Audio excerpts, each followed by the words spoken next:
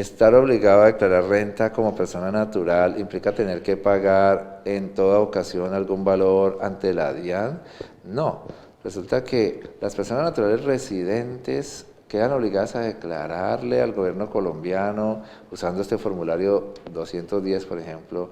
lleven o no lleven contabilidad, pero es solamente cuando dejan de cumplir los seis requisitos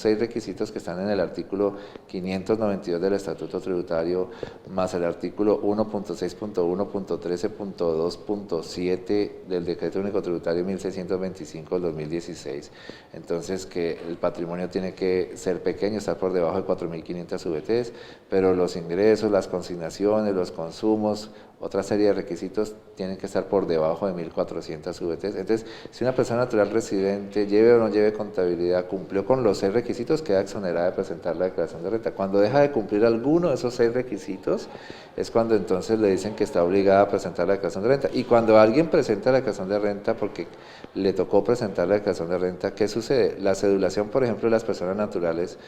hasta el año grabable 2018, implicaba manejar 5 cédulas. Acá las pueden ver, que es cédula de rentas de trabajo, cédula de pensiones, cédula de capital, cédula de rentas no laborales, y acá está la cédula de dividendos. ¿Qué sucede? La tributación que rigió hasta el 2018 me decía que le hago la depuración respectiva a cada cédula con sus ingresos no grabados, con sus gastos, con sus costos, con sus rentas exentas, y que entonces, ¿qué va a suceder cuando ya tengo depurada cada una de estas cédulas? Que, por ejemplo,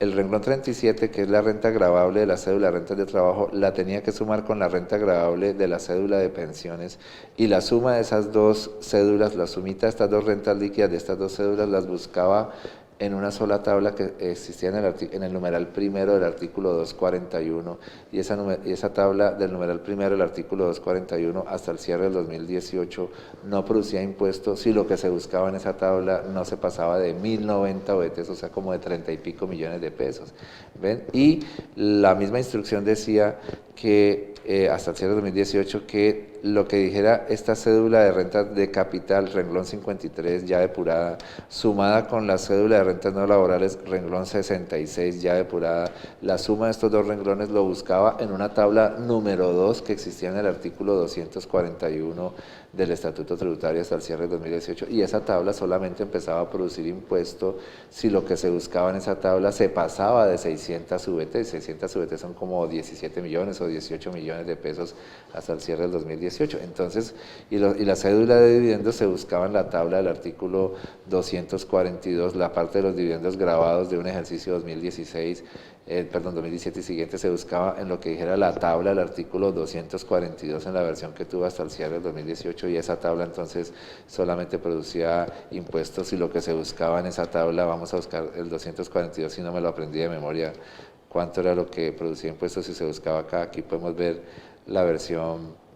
que tenía el 242, aquí la versión anterior. Este es un estatuto tributario que me deja ver la versión anterior, porque esta es la nueva versión después de los cambios de la ley 1943, pero la versión anterior, entonces aquí estaba la versión anterior, es si lo que se buscaba en la tabla del 242 se pasaba de 600 VTs también, era cuando empezaba a producir impuesto. Entonces resulta que las personas naturales residentes, si quedan obligadas a declarar, pues cumplan con declarar, pero no toda persona que declara termina pagando impuesto, porque todo depende de las rentas líquidas que va a ir llevando a cada uno de estos renglones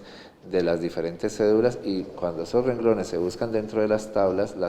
tienen un primer rango que no produce impuesto. Entonces pudiera ser que alguien presenta su declaración y, buscando estos valores dentro de la tabla le arroja un valor de 0 impuesto, y listo, tendrá 0 impuesto. Pero cuando no declaran oportunamente, a pesar de que no tienen impuesto a cargo, sí se les puede entonces presentar ya la sanción de extemporaneidad, y la sanción de extemporaneidad del artículo 641 dice que se calcula es el 5% del impuesto a cargo, y si la persona no tenía impuesto a cargo, pues se le van entonces a los ingresos brutos, y si no hay ingresos brutos se van al patrimonio líquido. Y entonces, ¿qué toca hacer en esos casos? El consejo es, no, pues renuncia a algún costo, gasto, alguna deducción, alguna renta exenta, para que produzca voluntariamente un impuesto aquí pequeñito, y cuando sí tienen un impuesto a cargo pequeñito, pues la sanción de extemporaneidad les va a salir pequeñita, les va a dar la mínima. Y entonces eso es lo que tienen que tener presentes las personas naturales que queden obligadas a declarar.